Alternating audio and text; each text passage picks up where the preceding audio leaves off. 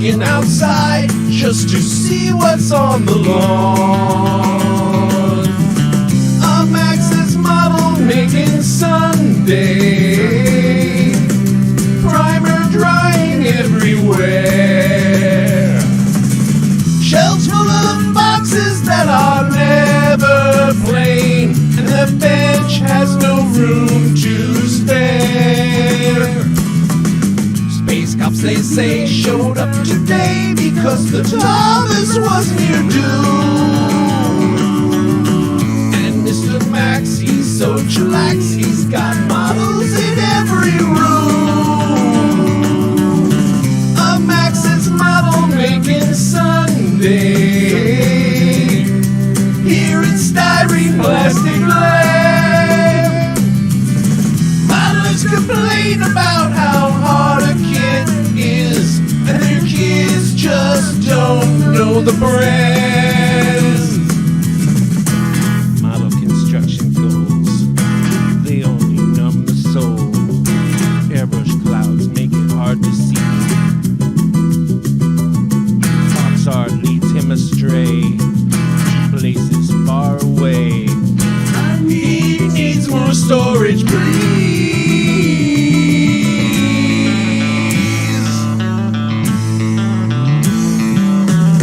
Blah, blah, blah, blah, blah, blah, blah, blah, blah, blah, blah, blah, blah, blah, blah.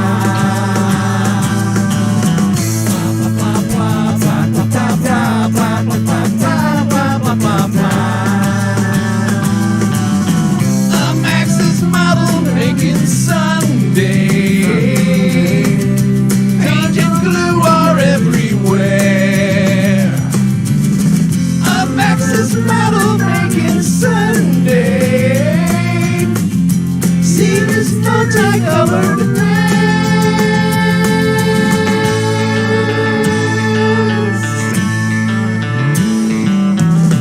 A Max's model making Sunday.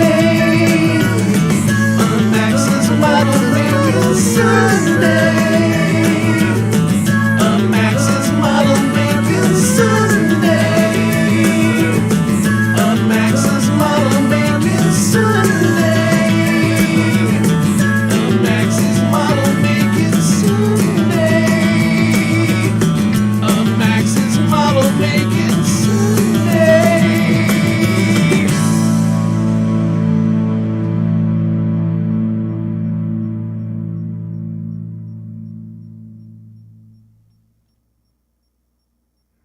Hey, are you excited about something out there in the yard? Of course you are. Oh boy, things to chase. The new clean windows. Tarvis is doing well. I don't know if you guys could tell, we cleaned the Tarvis and the windows so you can actually see it now, the outside. And my overlord wants some attention now. Hey! Oh! Whew! Nothing like a water glass full of bourbon in the morning. This is tea, but nothing like a water glass full of bourbon. It didn't say it's having one, it says nothing like one. Oh boy. You ever get those days when you're just kind of like, I just don't really feel it today. I just don't, you know, I probably will later, but, well, I don't have any caffeine coursing through my veins, which is probably why I'm not feeling the urge to go out and get cranking at the moment. So what's the plan for the day? I'm not sure. I might decal the Saturn V. There's still a few little touch-ups on the paint, but then well, I just got a whole bunch of stuff going on. HMS Amazon. You notice I'm learning to say not to say the HMS Amazon, but just HMS Amazon. That's the English way. HMS Amazon is pretty much done. It would have hardened overnight. I just have to clear coat it and and glue the stand to it, and all that stand on it's okay. It needs to be tack glued on there. And pretty much other than that, that's it on that. It goes up on the shelf. And I haven't figured out how. I got to look for some crew members or some pilots. There's one ejection seat for that Eurofighter, and we'll just see whatever the notion strikes. I have a pace that I build at that's, well, hey sweetie, oh yeah, now you want to come up rub against me out of camera range. You don't want to see everybody getting your rubs in, do you? Yeah. You can rub against the camera too. Run away. Okay. Oh, forgot what I was talking about. What to work on today. And and pace. Yeah, I keep a certain pace, which sometimes gets going a little bit too quick. I need to slow down a little bit. Sometimes I have a little bit of a concern that if I don't have some interesting projects going, like, oh, no one will be interested in your channel if you're not building something. I'm like, maybe just relax, slow down, work on my videos. I've got a lot of information flowing my way that I need to start. I need to start doing some video work. So my guess is that we're going to see over the next week or so, probably less model stuff out of the Tarbis and more, which you don't see the video till the end product is done. So you may not see anything for a while because just, it's amazing. Just not enough hours in the day. And I mean, love what we're doing, having a good time. So it's not really a big deal. But hopefully I'll speak to Nick at Glencoe here today or tomorrow soon, I hope. In the middle of that move, they're real busy. Some people sent me some great resources on a couple other smaller companies. And someone just sent me an address for a company that makes some paints and masks called AK, which if I'd heard of them, I don't remember it. I wasn't familiar with them, but he swears by them. So I need to order some of that stuff and give that a try. Because this will... the Microsoft products, micro products are okay, but this mask is, I don't think they've improved the formula since the 70s, so it's meh. Like I say, okay on little stuff, but I used just a little of it yesterday when I repainted the Saturn V to cover up one of the, what they call ullage rockets or ullage rockets. Those are those, around the middle of the rocket, you see all these little tubes sticking out and in a symmetrical pattern, and those are ullage I think they're ullage rockets, and what they do is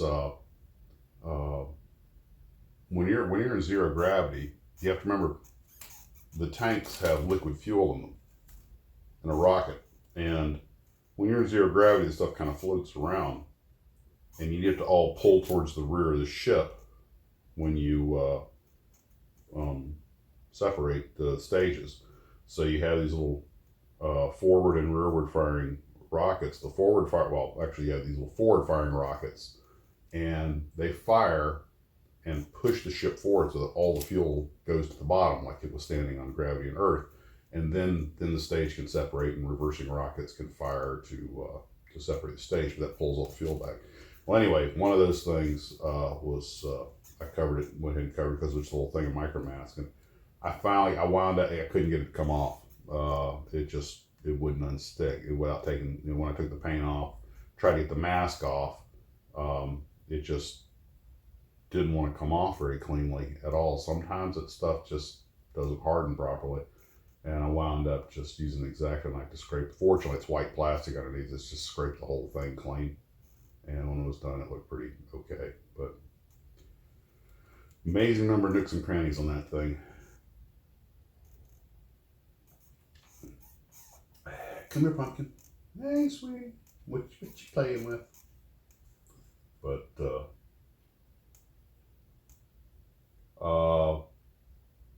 well, that's pretty much everything for today. I need to get cracking. I did the midnight show last night. I had some coffee at night and came home and already done everything. Everything was wrapped up. So I figured I'll just sneak out and go, look at it and you know, take the tape off, see how it looks, and one thing led to another, to another, to another. Next thing you know, you're elbow deep in building, and well, as I'm doing this, I might as well do that. And as I mentioned last night, I was holding the rocket, and then he was getting a little piece of tape or something off of it, and I glued it up as a stack and given it some time to harden. But everything seems secure, and I remember when I dropped it last time, it broke off all the locking lugs, so everything's just glued in place. And just brain fart, you know, I didn't stop to think that these things, even though they had time for the glue to bond, it hadn't hardened. And without thinking about it, because it's so easy to make that kind of idiotic mistake, I just sort of like that with the rocket, you know, the whole top section just and of course when it fell over, it just threw itself far enough I couldn't grab it, and boom, boom, boom, boom, boom, boom. Good Lord, I'm a monster.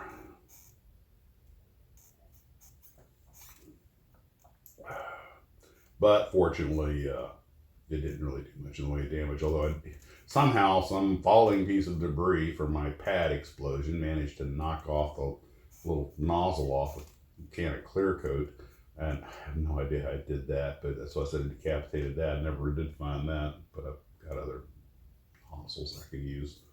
I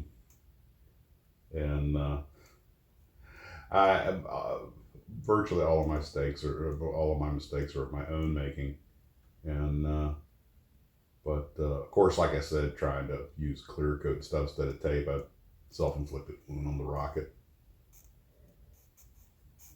What's deceptive about that thing is you have all these, you know, conical parts and everything that have these marks around them, and you think, oh, this is going to be simple, just going to run a piece of tape around it, you know, and burnish it down and spray paint, and that's going to be it. But you start getting all that corrugation on curved surfaces and all those little things that are supposed to, all those little rocket motors and everything that are supposed to, and all little bulges sticking on the side, they're supposed to remain white.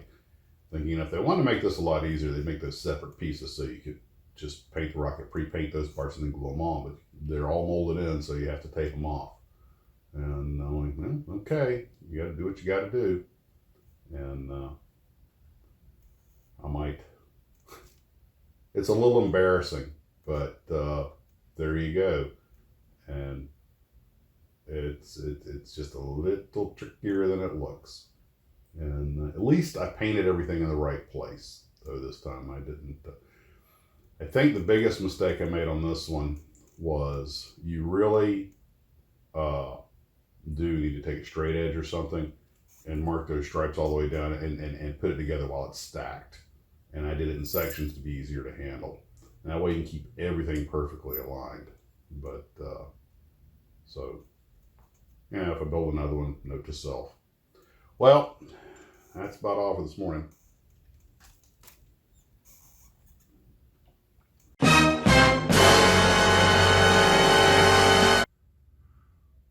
Well, hey everybody, I was actually in the process of editing this morning's video when a box showed up.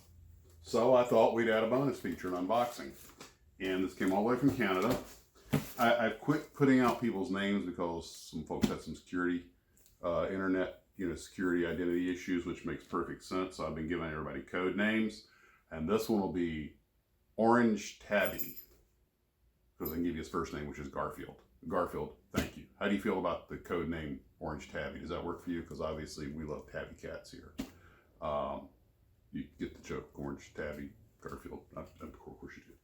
Well, if not, I'll just call you Garfield. Whatever you prefer, man. It's your identity. Well, let's see what he sent me. Oh, sorry, Pumpkin. She did not like that. I never have to chase her off. She hates the sound of crinkly plastic bags. All I have to do if I want her to, go away for some reason, just crinkle a plastic bag.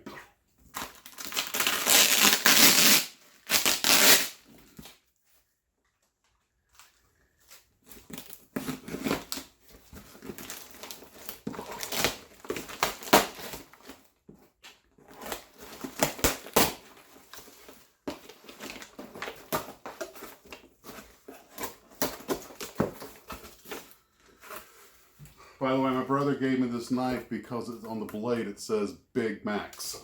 And I've had it for like 30 years. Never sharpened it, it's still sharp. It's, alright, let's see. Oh, it's out of Japan. Sakurai. Okay, that makes sense. They make excellent blades. Oh, wow. Christmas in October. All right. A 1 to 450 scale Revell Boeing 747.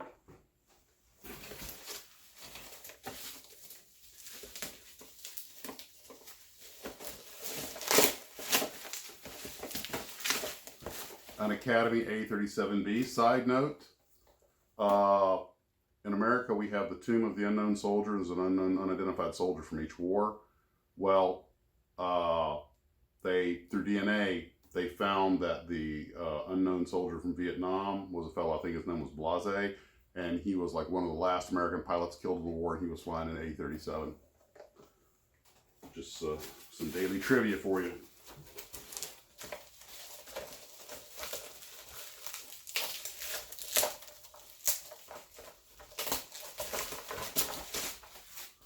The Tamiya V1.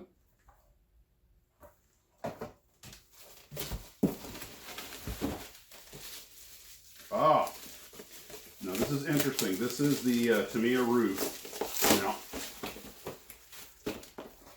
I have this kit. I built it a while back, and I couldn't decide did I wanted to do it in the olive drab or in the gray. And I was really torn because I like both paint schemes. This is the way I did it with the IJN gray, with the green with the light gray rudder. But I really liked what's on the cover here, and now I can do it the other way. So thank you, that's wonderful. And by the way, this is a great kit. It was one of their older molds. You can usually find one for a decent price. By the way, although this is basically a Mitsubishi Zero, it was made by the Nakajima company, and it's not entirely a Zero. The tail is different. They had to make some accommodations besides just the pontoons. So although it's based on the Zero, it is a slightly different airplane. And by all accounts, despite the drag of that pontoon, it was still an airplane to wreck. It was a force to be reckoned with. Thank you. Thank you very much. He promises me some music, so I have some CDs from him. Thank you. And by the way, he made those, so that takes a lot of time. I'm not only impressed by you guys because of the material contribution, but the contribution of your time. I know these things don't box themselves, and it's like making these CDs. That doesn't just happen. And being that I edit stuff and I know how much time out of your life goes into that, I really do appreciate it. The thing I've really come to appreciate the most about this channel is that it's a community, and that's wonderful. Oh, perfect. I was actually thinking about this kit not long ago. This is the Revell 172nd scale Stearman. Years ago, I had one, and I actually put all the rigging on it using thin wire, and I thought I had done such a great job. And then I took some photographs of it and blew them up and realized it was horrible. And I was just thinking about this about a week ago, and I was like, if I get another one of those, I'm going to try and do it right, but next time I'll do it with like fishing line or something. And nothing like a camera with a good lens to pop your bubble on how good a job you thought you did. Thank you.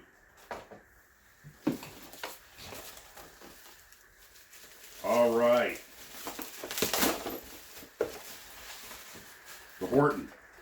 Now, again, it's amazing the symmetry of our universe, because all these models have something about them that I'm already connected to, including this one. When I made my my magnum opus movie, as you can tell the frame here, Godzilla vs. Dynamite, I bought the two-seat that they never actually made, the two-seat Horton Night Fighter with the radar and everything, but I chopped it up and made it real fast because I was just trying to make it for the camera, and it only has about 10 seconds in the movie. And I still have it in on the shelf, but I had, it was wheels up and everything, and I didn't have a stand for it, and I had just done a real fast job on it. And I was thinking, that would make a nice kit to build properly.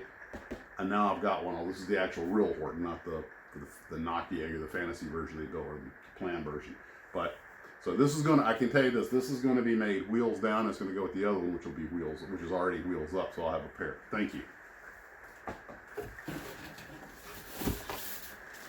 All right. Okay. This is going to be a challenge. This is an SC5 by Revell 148 scale. Mark, haha, I have a 148 scale airplane now. World War I aircraft. And one of my favorite fighters, the SC5. And this is going to be, it says level 4, because, you know, World War I biplanes are trick. And of course, a 148 scale, I'm going to have to try to rig it, at least some, to give it that look. You know, one little cheat, the famous box artist, Jack Linwood, used to say that, you know, he had all kinds of cheats. He did, you know, the cramming the box and everything, where the airplane was right, you didn't see the wingtips or anything. But he had all kinds of cheats to make it look good. And one of the cheats you can do with a World War I airplane is you can rig just some of the main rigging to give it the effect of looking rigged without going down the rabbit hole trying to get every piece in there, because some of it's a nightmare.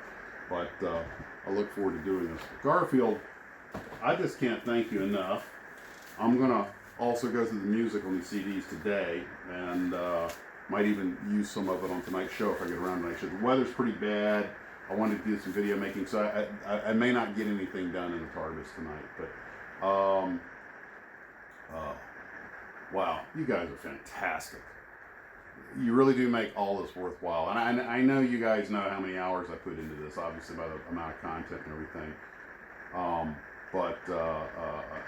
And I know you appreciate it, and you show it, and I just can't thank you enough. And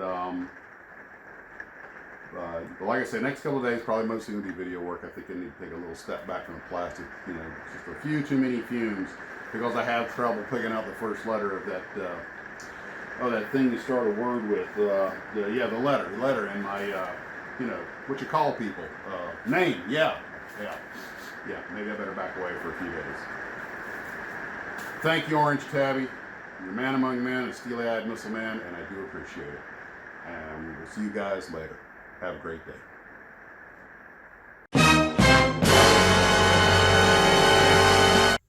Well, hey guys, fourth wall break of a fourth wall break. I was making that comment about I know how much work you put into this, but I hadn't actually looked at the CDs. Ha! Look at this, guys. Again, Orange Tabby, can't thank you enough. That is awesome.